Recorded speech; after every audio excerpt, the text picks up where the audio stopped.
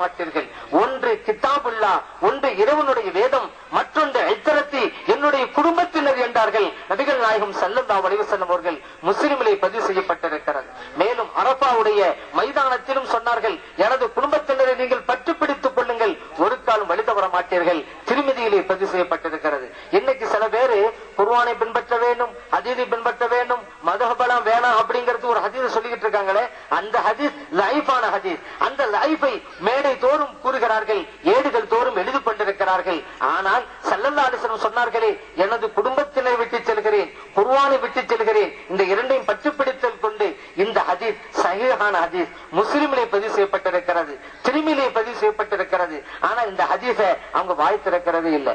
ஏன் மார்க்கத்தை மறைக்க வேண்டும், மார்க்கத்தை மறைக்க கூடாது, இருக்கிறதையெல்லாம் சொல்லணும் என்று வாதம் செய்யப்படுவார்கள். இந்த ஹதீஸை என்று மறைக்கிறார்கள். எந்தாவது கூறுகிறார்களா, எந்தாவது எழுதுகிறார்களா? நீங்கள் ஸல்லல்லாஹு அலைஹி வஸல்லம் குடும்பத்தினை பற்றி பிடித்துக் கொள்ளுங்கள், அதுதான் சரியான ஹதீஸ்.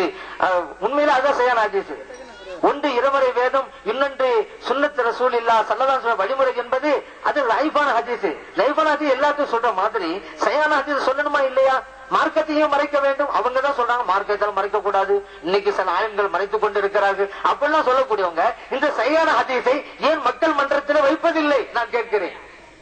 இது ஏன் சொல்லக்கூடாது? சரியான ஹதீஸா இருக்குதா இல்லையா? நபிகள் நாயகம் ஸல்லல்லாஹு அலைஹி வஸல்லம் கூறுகிறார்கள், எனது குடும்பத்தினரை நீங்கள் மதியுங்கள், பற்றி பிடித்துக் கொள்ளுங்கள், அதில் தான் உங்களுக்கு வெற்றி இருக்கிறது என்கிறார்கள் ஸல்லல்லாஹு அலைஹி வஸல்லம் அவர்கள். சஹாபா பெருமக்களுடைய வழிமுறை எப்படி இருந்துச்சு? தாங்க எதை விரும்புறோங்கிறத இரண்டாவது இடத்துலதான் வைப்பாங்க. ஸல்லல்லாஹு அலைஹி வஸல்லம் அவர்கள் எது விரும்புகிறார்கள் அதற்கு தான் முதலிடம். அருமை தோழர்களுடைய வாழ்க்கை நமக்கு எதிர்த்து எடுத்து காட்டுது. உதாரணத்திற்கு உமர் ரலியல்லாஹு அன்ஹு அவர்களுடைய ஆட்சி காலத்திலே தனது மகனார் அப்துல்லா இப்னு உமர் ரலியல்லாஹு அன்ஹு அவர்களுக்கு 3000 கொடுக்கிறார்கள். உசாமா ரலியல்லாஹு அன்ஹு அவர்களுக்கு 3500 கொடுக்கிறார்கள்.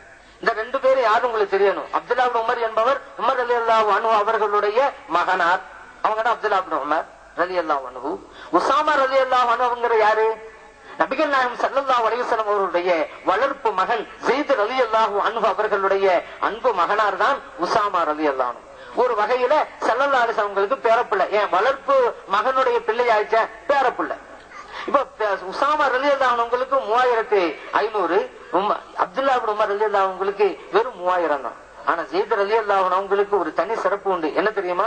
குர்ஆனிலே ஒரு சஹாபியனுடைய பெயர் இடம்பெற்றிருக்கிறது என்றால் அது ஸைத் ரலியல்லாஹு அன்ஹு அவருடைய பெயர் தான். ஏன்னா மற்ற சஹாபா பெருமக்களை எல்லாம் சமிக்கையாக சொல்லப்பட்டிருக்கிறது, எந்த சஹாபியின் பெயரும் இடம்பெறவில்லை. ஆனால் ஸைத் ரலியல்லாஹு அன்ஹு அவருடைய பெயர் மட்டும் குர்ஆனில் இடம்பெற்றிருக்கிறது. ஃபலம்மா கலா ஸைதும் மின்ஹா, ஸைதுங்கிற சொல் குர்ஆனில் இடம்பெற்றிருக்கிறது. இந்த சிறப்பு அவர்களுக்கு மட்டும்தான் உண்டு. இப்ப உசாமா ரலியல்லாஹு அன்ஹு 3000 கொடுத்த உடனே அப்துல்லா உமர் ரலியல்லாஹு அன்ஹு கேட்கிறார்கள் தந்தையாரிடம், ஹலீஃபா அவர்களே, எனக்கு 3000, உசாமா ரலியல்லாஹு அன்ஹு அவர்களுக்கு என்னை விட 500 அதிகமாக 3500 கொடுத்திருக்கிறீர்களே, இது எப்படி நியாயமாகும்? என்னை விட அவர்கள் அதிகமான பணிகளை செய்திருக்கிறார்களா? அப்படி இல்லை. நான் பங்கெடுத்த யுத்தங்களை விட அதிகமான யுத்தங்களில் அவர்கள் பங்கெடுத்திருக்கிறார்களா? அதுவும் இல்லை. அப்படியானால் என்னை விடவும் 500 அதிகம் கொடுத்திருக்கிறீர்களே, என்ன காரணம்? இப்பொழுது உமர் ரலியல்லாஹு அன்ஹு அவர்கள் மானாரை பார்த்து சொன்னார்கள், அன்பு மானார் அவர்களே, உன்னுடைய தந்தை உசாமா ரலியல்லாஹு அன்ஹு அவருடைய தந்தை, இந்த இருவரையும் எடுத்துக்கொண்டால் உனது தந்தையான என்னை ஸல்லல்லாஹு அலைஹி வஸல்லம் அவர்கள் நேசித்ததை விட உசாமா ரலியல்லாஹு அன்ஹு அவருடைய தந்தை ஸைத் ரலியல்லாஹு அன்ஹு அவர்களைத்தான் நபிகள் நாயகம் ஸல்லல்லாஹு அலைஹி வஸல்லம் அவர்கள் அதிகம் நேசித்தார்கள். ஒன்னா பாயிண்ட். இரண்டாவது பாயிண்ட், உங்களை நேசித்தை விட, மகனை பார்த்து சொல்றாங்க, உன்னை நேசித்ததை விட உசாமா ரலியல்லாஹு அன்ஹு அவர்களைத்தான் நபிகள் நாயகம் ஸல்லல்லாஹு அலைஹி வஸல்லம் அவர்கள் அதிகம் நேசித்தார்கள். நீங்கள் இருவர் என்று பார்க்கின்ற போதும் உசாமா ரலியல்லாஹு அன்ஹு அவர்கள் தான் ஸல்லல்லாஹு அலைஹி வஸல்லம் அவருடைய மஹப்பத்தை அதிகம் பெற்றிருக்கிறார்கள். உங்கள் இருவருடைய தந்தை என்று பார்க்கின்ற போதும் என்னை விட ஸைத் ரலியல்லாஹு அன்ஹு அவர்கள் தான் நபிகள் நாயகம் ஸல்லல்லாஹு அலைஹி வஸல்லம் அவருடைய மஹப்பத்தை அதிகம் பெற்றிருக்கிறார்கள். ஆகவே நான் யாரை நேசிக்கிறேன் என்பது எனக்கு முக்கியம் அல்ல, இறைத்தூதர் ஸல்லல்லாஹு அலைஹி வஸல்லம் அவர்கள் யாரை நேசிக்கிறார்கள் என்பதுதான் எனக்கு முக்கியம். ஆகவேதான் நான் 3500 கொடுத்தேன் என்றார். சிந்தித்து பாருங்கள், நபிகள் நாயகம் ஸல்லல்லாஹு அலைஹி வஸல்லம் அவர்கள் மீது எந்த அளவிற்கு அன்பு வைத்திருக்கிறார்கள். அவர்களுடைய அன்பு தனது அன்பு, அவர்களுடைய விருப்பம் தனது விருப்பம் என்பதனுடைய வாழ்க்கையின் அடிப்படையிலே வாழ்ந்து காட்டியதால் தான் அந்த சஹாபா பெருமக்கள் மிகப்பெரிய வெற்றியை பெற்றார்கள் என்பதை நாம் மறந்துவிடக் கூடாது. இப்படித்தான் அன்பு வைக்கணும். சில பேர் அன்பு அன்புன்னு சொல்லிக்கிறாங்களே தவிர உண்மையிலே உள்ள தலைவிலே அன்பு இருக்காது. அந்த அன்பு எந்த வகையிலும் மனிதனுக்கு ஈடேற்றத்தை கொடுக்காது. இப்போ ஒரு ஆசிரியர் மாணவன்ட்ட ஒரு உலக மேப்பை காமிச்சு கேள்வி கேட்கிறார். உலக வரைபடம் மேப். ஒரு மாணவனை கூப்பிட்டாரு. அவன் பேரு கமால் பாச்சா. இங்க வாடா அப்படின்றாரு. வந்தான். அவன்கிட்ட கேட்டாரு, இந்த மேப்ல அமெரிக்கா எங்க இருக்கு கண்டுபிடின்றாரு. அங்கேருந்து வந்து இதுதான் சார் அமெரிக்கா அப்படின்னா. சரியா சொன்னான். போய் உட்கார்றா அப்படின்றாரு. இன்னொரு மாணவன்ட்ட வரலாற்று ரீதியிலான ஒரு கேள்வி கேட்டாரு. அமெரிக்காவை கண்டுபிடித்தது யார்? உடனே ஒரு மாணவன் அவசரமா எழுந்து சொன்னான், கமால் பாட்சா அப்படின்ட்டான். ஏன்னா கமால் பாட்சா தான் வந்து சொல்லிட்டு போனான். அதை நினைச்சுக்கிட்டான் இவன். சரி, இன்னொரு மாணவனை எழ சொன்னார். நீ எழுந்துடா அப்படின்றாரு. இந்தியா எங்க இருக்குன்னு கண்டுபிடிடா அப்படின்றாரு. அவன் சொல்ல விட்டாலும் பரவாயில்ல, அழ ஆரம்பிச்சுட்டான். ஏன்டா அழுவுற அப்படின்னு கேட்டாரு. அதுக்கு அவன் சொன்னா, என் உயிரே போனாலும் என் தாய் திரு நாட்டை காட்டிக் கொடுக்க மாட்டேன் சார் அப்படின்னா. இது அன்பு. இப்படி இப்படி இந்த சிறியவர்கள் இப்படி தவறா புரிஞ்சுக்கிற மாதிரி நம்ம பெரியவங்களும் இப்படி தவறா புரிஞ்சுட்டு இருக்கிறாங்க. மத்திய அரசுல இருந்து உணவு இலாக்கா, வெளிநாட்டு இலாக்காவில இருந்து ஒரு அறிக்கை வந்துச்சு. நமது நாடு வெளிநாட்டில இருந்து வாங்கி இருக்கிற கடன் தொகையில ஒவ்வொரு குடிமகனுடைய பங்கும் 4000 ரூபாய் அப்படின்னு ஒரு அறிவிப்பு வந்துச்சு. இத படிச்சார் நம்மள ஒரு ஆளு. உடனே 4000 ரூபாய் மணி ஆர்டர் அனுப்பி வச்சுட்டாரு. ஏன் அவர் அதுல எழுதிருந்தாரு, நான் கடன்காரனா மோத்தாப்பா விரும்பல, அதனால இந்த 4000 ரூபாய் நீங்க வாங்கி கொள்ளுங்க அப்படின்னு சொல்லி. அவங்க படிச்சது ஆச்சரியப்பட்டு போனாங்க. பரவாயில்ல, இப்படிப்பட்ட நாட்டுப்பற்று மிக்கவர்கள் எல்லாம் நம்ம நாட்டுல இருக்கட்டான செய்யறாங்க அப்படின்னு சொல்லி. ஆனா கடைசியில ஒரு வாசம் எழுதியிருந்தாரு. அதுதான் தர்ம சங்கடமாயி போச்சு.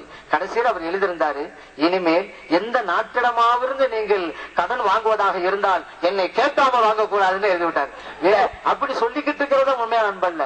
உண்மையில் சஹாபா பெருமக்களை பின்பற்ற வேண்டும், ஹலீஃபாக்களை பின்பற்ற வேண்டும். அதுதான் நபிகள் நாயகம் ஸல்லல்லாஹு அலைஹி வஸல்லம் அவர்களை உண்மையாக நேசிக்கிறோம் என்பதனுடைய அர்த்தம். அந்த வகையிலே தான் நபிகள் நாயகம் ஸல்லல்லாஹு அலைஹி வஸல்லம் அவருடைய குடும்பத்தினரையும் நாம் நேசிக்க வேண்டும். இது ஒவ்வொரு மூமினுக்கும் கடமை என்கிறார்கள் ஸல்லல்லாஹு அலைஹி வஸல்லம் அவர்கள். ஒரு கட்டத்திலே சொன்னார்கள், லா யதுகுலு கல்ப ரஜுலின் அல் ஈமான் ஹத்தா யுஹிப்பக்கும் லில்லாஹி வ லிரசூலிஹி.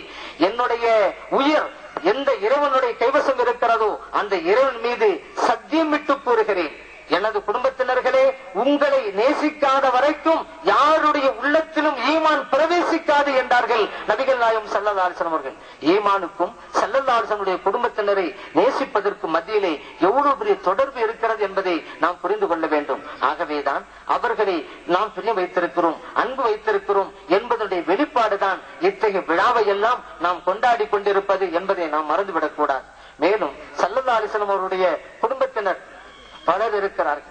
ஒரு கட்டத்திலே ஹதரத் அலி ரலியல்லாஹு அன்ஹு அவர்களையும் ஃபாத்திமா ரலியல்லாஹு அன்ஹா அவர்களையும் ஹதரத் ஹசன் ஹதரத் ஹுசைன் ரலியல்லாஹு அன்ஹுமா அவர்களையும் அழைத்து வைத்துக் கொண்டு இறைவனிடத்திலே முறையிட்டார்கள். அல்லாஹும்ம, இறைவனே, ஹாவுலாய் அஹ்லு பைத்தி, இந்த நால்வரும் என்னுடைய குடும்பத்தை சார்ந்தவர்கள் என்று ஸல்லல்லாஹு அலைஹி வஸல்லம் சொன்னார்கள். இந்த ஹசன் ஹுசைன் ரலியல்லாஹு அன்ஹுமா இவர்கள் மீது எந்த அளவிற்கு பாசம் வைத்திருந்தார்கள் நபிகள் நாயகம் ஸல்லல்லாஹு அலைஹி வஸல்லம் அவர்கள் தெரியுமா?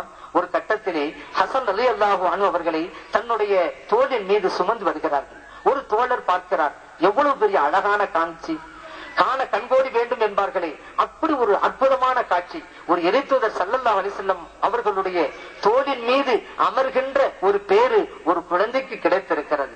எப்படி இருக்கும்?